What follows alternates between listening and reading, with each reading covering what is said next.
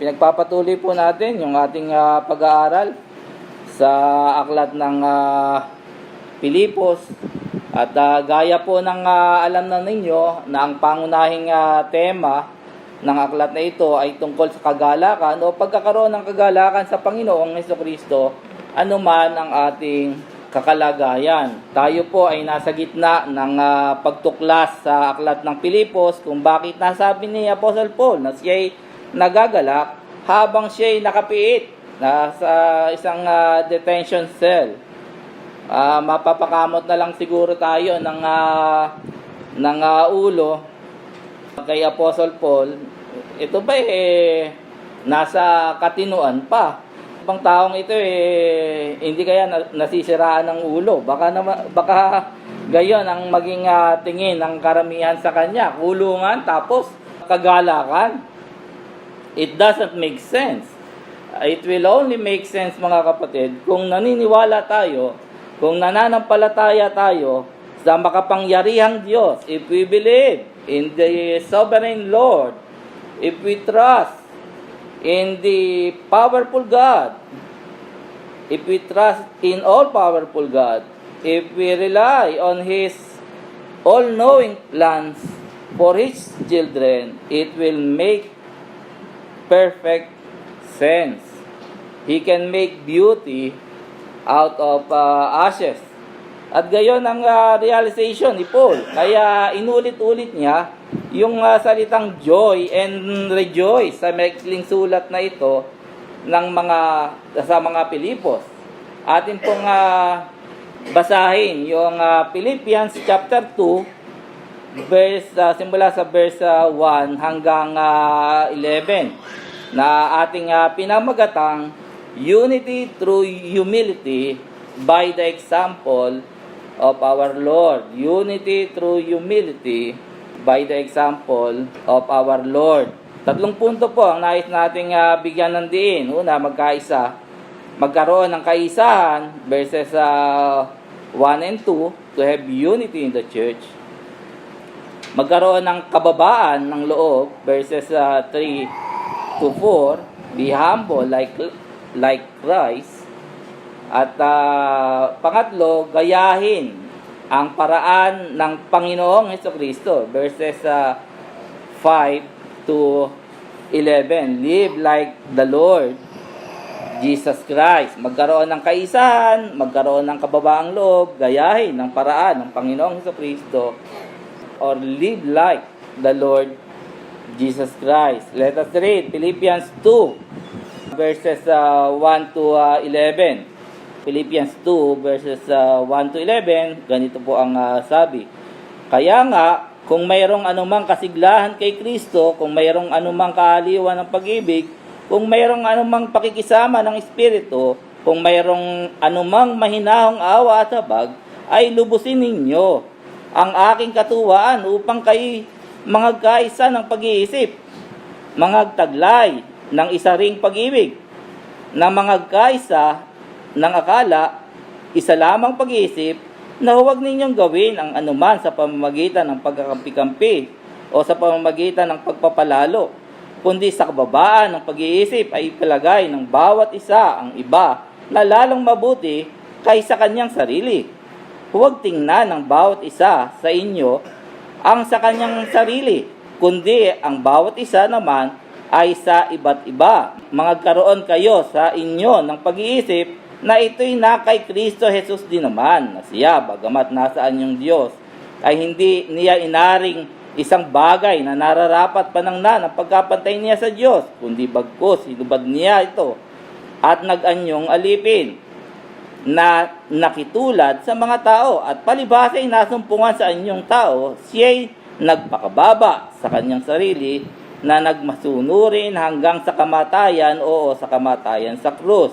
Kaya siya naman ay pinadakila ng Diyos at siya'y binigyan ng pangalang lalo sa lahat ng pangalan upang ang pangalan ni Jesus ay iluhod ang lahat ng tuhod ng nangasa langit at nangasa ibabaw ng lupa at nangasa ilalim ng lupa, at upang ipahayag ng lahat ng mga dila na si Jesus ay Panginoon sa ikaluluwalhati ng Diyos Ama. Pagpalain ng Panginoon ang pagbabasa ng kanyang mga salita. Ako'y naniniwala ng pangunahing intensyon ni Apostle Paul sa bahaging ito ng kanyang sulat sa mga taga-Pilipos ay ang kanilang pagkakaisa, lalo na ang dalawang babaeng binanggit sa chapter 4 verse 2. Kung titingnan niyo doon, sabi doon, ipinamamanhik ko si Euodias at ipinamamanhik ko kay Syntyche na magkaisa ng pag-iisip sa Panginoon at makakamit lamang nila ito kung sila'y magpapakababa gaya ng halimbawang ipinakita sa atin ng Panginoong Jesucristo.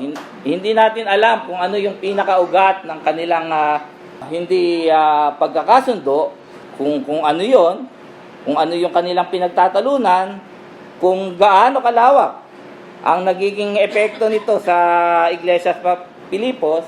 Ang alam lang natin, masyadong masama ito na ito'y umabot from Philippi, Greece to Rome, Italy. So masyadong masama ito para umabot pa kay Apostle Paul na nandoon sa Rome, Italy. Apostle Paul desired to teach the Philippian believers unity through humility by the example of our Lord Jesus Christ.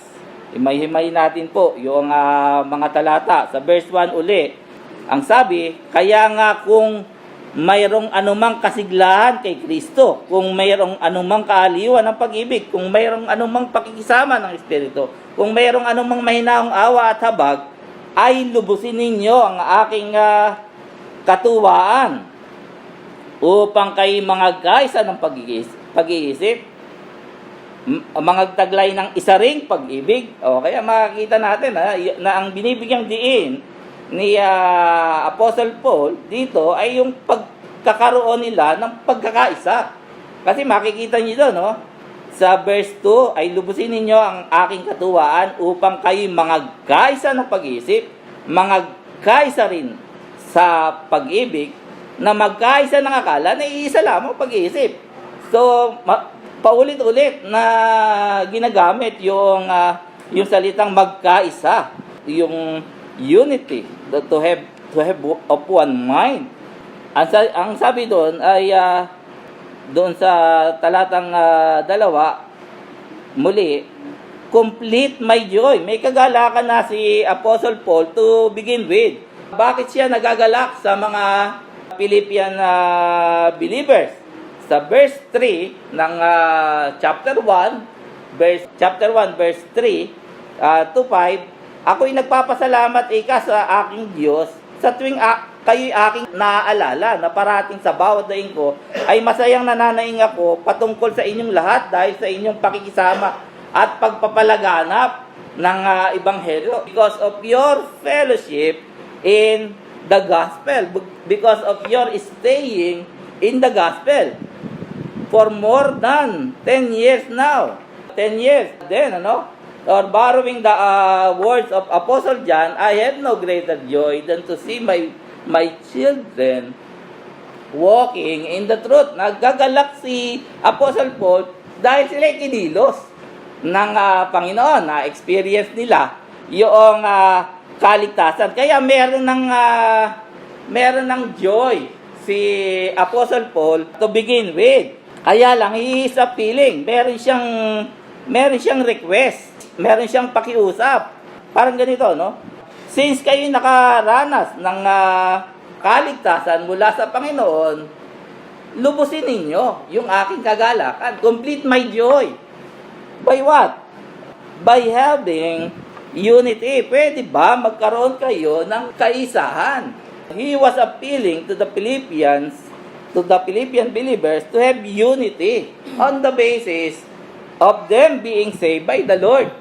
Yun yung basis Kaya nga kung may roon mang kagalakan, kung mayroong comfort, kung kayo talaga nakaranas ng kagalakan, ng pagkilos ng Panginoon, complete my joy by having the same mind. Magkaisa kayo ng pag-iisip. You avoid conflict. At bakit natin nasabi iyon?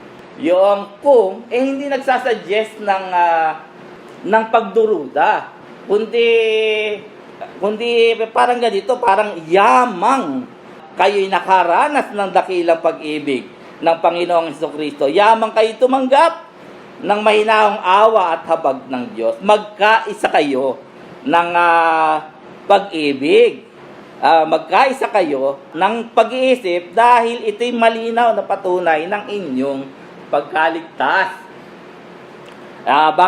Paano natin nasabi na iyon nga yung ibig sabihin ni Apostle Paul? Ang tanging gagawin natin, titingnan natin yung context. Chapter 2, verse 12 to 13. Kaya nga mga minamahal ko, kung paano ang inyong laging pagsunod na hindi lamang sa harapan ko, kundi bagkus ngayong ako'y wala, ay lubusin ninyo ang gawain ng inyong sariling pagkaligtas na may takot at panginginig, sapagkat ang Diyos ang gumagawa sa inyo maging sa pagnanasa at sa paggawa ayon sa kanyang mabuting kalooban. Work out your salvation. Alam naman natin yung work out diyan. Yung work out your salvation is to exercise. Patunay ito.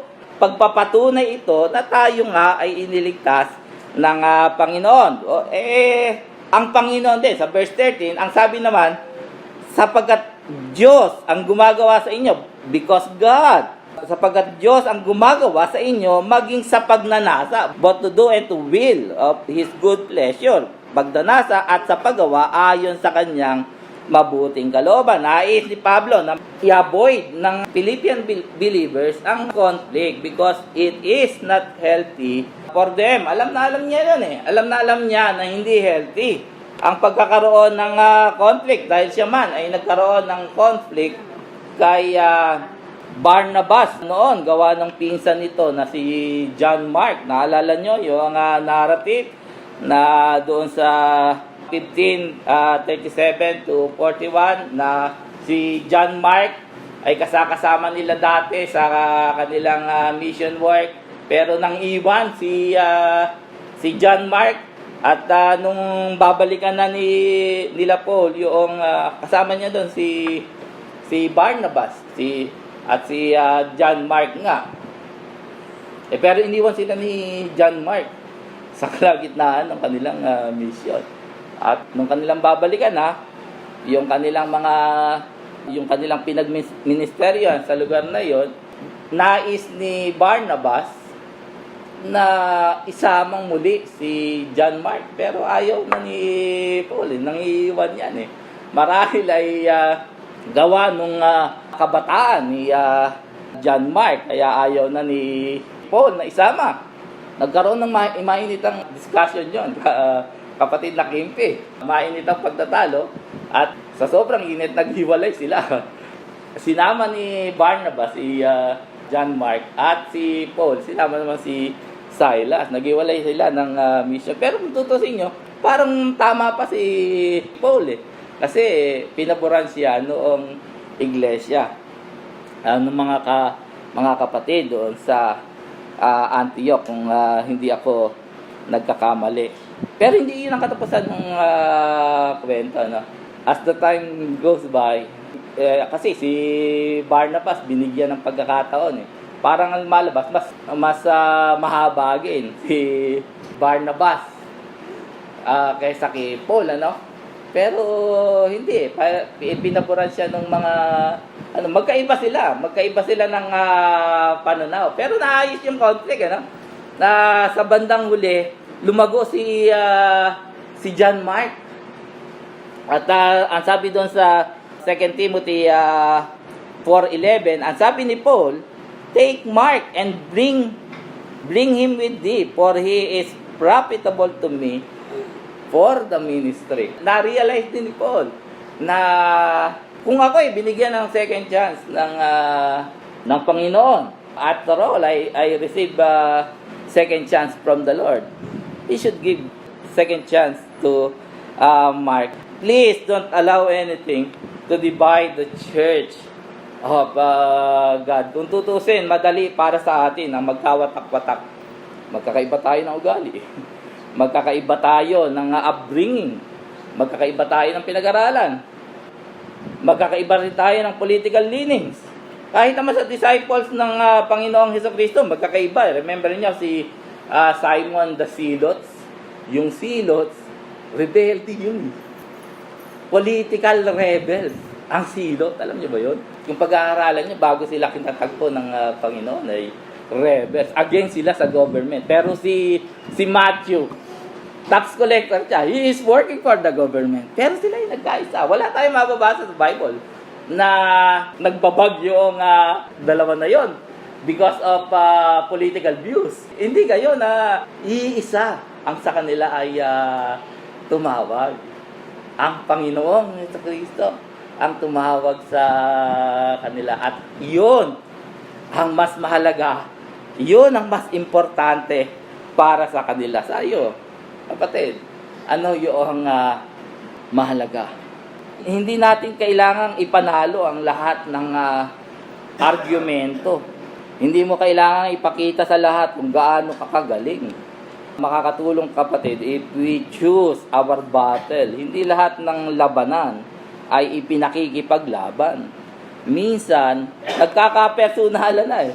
Or kadalasan, nasasaktan natin yung pinakamalalapit sa atin. Just because ayaw natin na tayo ay matalo sa argumento. May kasabihan nga, you may win an argument, but you might lose a friend, or you might lose a brother or a sister.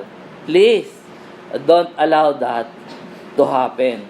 Ang tagubilin sa atin ni Apostle Paul sa verses 3 and 4, huwag nating gawin ang anuman sa pamamagitan ng pagkakampi-kampi o sa pamamagitan ng pagpapalalo. May nagtanong sa akin, ano daw yung ano ba ibig sabihin nung pagpapalalo? Yun is, alam mo ba yung ibig sabihin ng pagiging palalo o pagpapalalo? Pride pala, being proudful. Ang ibig sabihin nun. Huwag ninyong gawin ang anuman sa pamamagitan ng pagkakampi-kampi o sa pamamagitan ng pagpapalalo. Sa ibang salin yan, do nothing from selfish or empty conceit, meaning excessive pride in oneself, your abilities, your achievement, thinking you are better or more important than other people. Huwag daw natin na gawin iyon. Huwag natin gawin ang anuman sa pamamagitan ng pagkakampi-kampi o sa pamamagitan ng pagpapalalo, kundi sa kababaan ng pag-iisip ay ipalagay ng bawat isa ang iba na lalong mabuti kaysa kanyang sarili. But with humility of mind, regard one another as more important than yourself. Humility does not mean that you think less of yourself. Humility means you think of yourself less.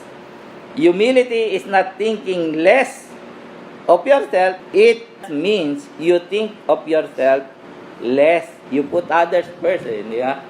Paalala iyan sa akin pagka ako'y nagdadrive ng motor. I have to remind myself to regard others as more important than myself. Pagpalagay raw na ang iba ay lalong mabuti kaysa kanyang sarili. Paunahin mo na. Nagmamadali. As Pastor Joseph say, kapag may nag-overtake, pagbigyan mo na. At si Arna yung tao. Unawain mo na lang. Yung pagbigyan mo na. Yung tao, hindi naman natin alam yung kanyang pinagdadaanan. Baka nga talaga may valid na dahilan siya bakit siya ay nagmamalit. Third point, live like Jesus. Verses 5 to 11, we can only achieve true unity, true humility by following the example shown to us by our Lord Jesus Christ. Saan sabi, magkaroon kayo sa inyo ng pag-iisip na ito'y na kay Kristo din naman, na siya, bagamat nasaan yung Diyos, hindi inaring isang bagay na nararapat panangnan ang pagkapantay niya sa Diyos, kundi bagko sinubad niya ito at nag-anyong alipin at nakitulad sa mga tao. At palibasa'y nasumpungan sa anyong tao, siya'y nagpakababa sa kanyang sarili na naging masunurin hanggang sa kamatayan doon sa krus. Siya na Diyos na maluwalhati, self-contained, self-satisfied, self-sufficient, in need of nothing. Even our worship or our service added nothing to Him. Even our worship. Hindi slip of the tongue yun. Yun talaga yung aking ibig sabihin. Kahit yung ating pagsamba, kahit yung ating paglilingkod, ay hindi nakadaragdag sa Panginoon. Ano patunay mo, Pastor Joel? Acts 17, verses 24 to 25. Ang sabi ay ganito, Acts 17, 24 to 25. Ang Diyos na gumawa ng sanlibutan at ng lahat ng mga bagay na naririto, siya'y palibhasa'y Panginoon ng langit at ng lupa, ay hindi tumatahan sa templong ginawa ng kamay. Eto na, 25. Hindi rin naman pinaglilingkuran siya ng mga kamay ng tao na para bagang siya'y nangangailangan ng anumang bagay. Yamang siya rin ang nagbibigay sa lahat ng buhay at ng hininga at ng lahat ng mga bagay. Hindi daw siya nangangailangan ng paglilingkod.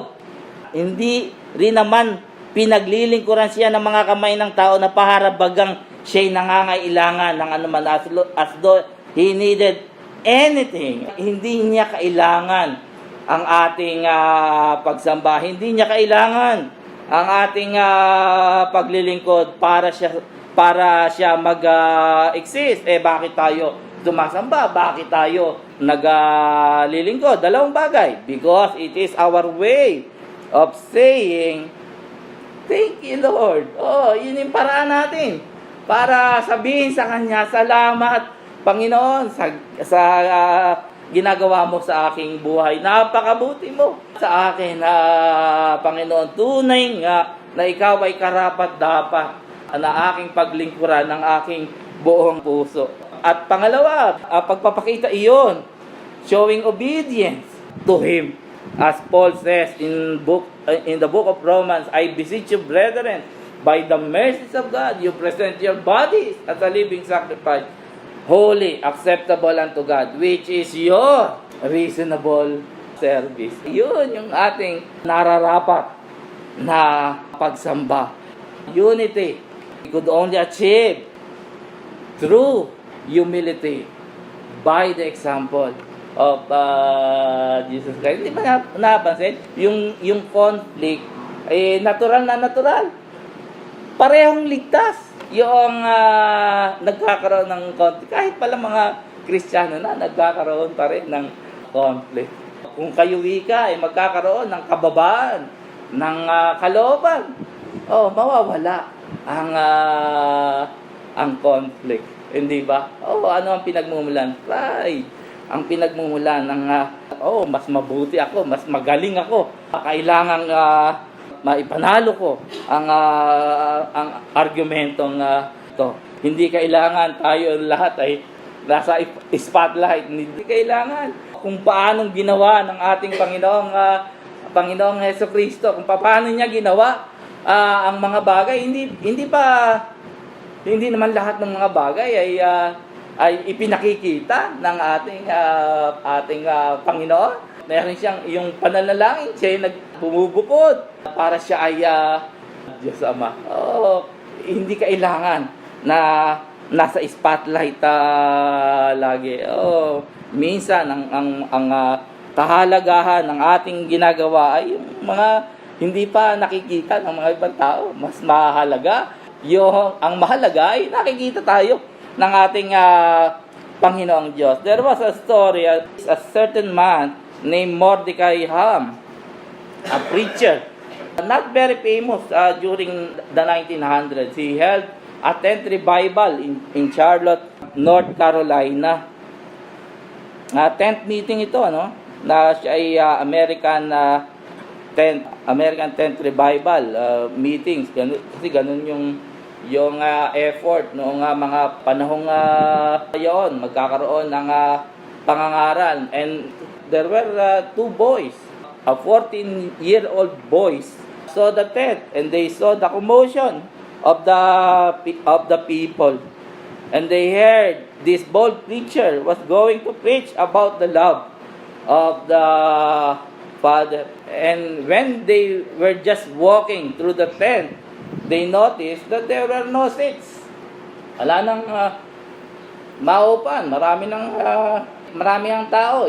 Kaya ang ginawa nung dalawang kabataan ito, these two 14-year-old boys, papalis na sana. Pero tumayo yung usher at he ran after those two boys. Pinigilan sila. Nawakan sila sa kamay at, wait, we could find two seats for you together. At hinanapan sila ng upuan at nakinig yung dalawa. Eventually, na-save yung dalawang kabataang ito. At alam niyo ang pangalan ng isang kabataan? Siya, yung si Billy Graham. Yung isang sikat na preacher na nag-evangelize. A famous gospel evangelist. And the other boy was Grady Wilson. Siya yung financier. Siya yung nag-susupport doon sa lahat ng evangelical meeting ni Billy Graham. Bakit natin sabi ito? Gusto kong pansinin natin. Hindi si Mordecai Ham, yung bold preacher. Hindi rin si Billy Graham, kilala natin ngayon. Hindi rin si Grady Wilson, yung financier, yung mayaman, naging mayaman, nagpipinan. I want you to focus your attention to the usher. Yung usher na ito ay ginawa yung kanyang trabaho. He was faithful for his job. At sabi niya, not under my watch. Not under my watch you will walk out of the faith. Hindi kayo makikinig. At dahil dun sa katapatan noong usher na ito, ay nagkaroon ng kaligtasan. Ginamit si Mordecai Ham. Eventually, yung naging fruitful ang ministry ni Billy Graham by the support of Grady Wilson. Even the name of this usher, hindi alam hanggang sa ngayon. Isa lang ang ginawa niya, siya ay naging faithful. Tayo ba ay handang maging faithful? Siguro walang pumuri, walang doon sa usher. Yung tumitingin ng upuan, naalala pagka puno na tayo, kasi nasa bandang likuran ako. Meron mga kapatid, sir, na dito kayo, pero yung sila nagkukumpulan na dun sa likod dito kayo. At bawat isa merong papel na ginagapan because we are part of the body of this church. 41 years naging tapat ang bawat isa sa atin by following the example of our Lord Jesus. Inaasahan sa atin na tayo ay magiging tapat kung paano siya ay naging tapat sa pagsunod sa kanyang ama, di ba? He was obedient until the death, even the death on the cross. At sabi, for this reason, God highly exalted him and bestowed on Christ, the name which is above every name, so that at the name of Jesus Christ, every knee will bow, of those who are in heaven and on earth.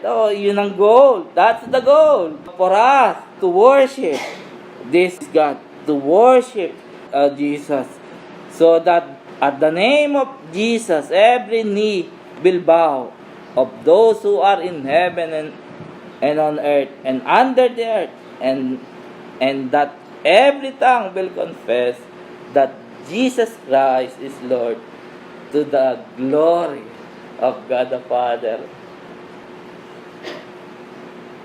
Unity through humility by following our Lord Jesus Christ. Are you willing to follow the ways of our Master? Tayo po ay patuloy na dumalangin sa Panginoon ng kakayanan sa Panginoon upang maging masunurin sa Kanya. We must imitate Him. We are created for that purpose, hindi ba? We are to be conformed to the image of His dear Son. Tayo po'y maging kawangis ng ating Panginoong Hesukristo. Kay manalangin, Panginoon, maraming salamat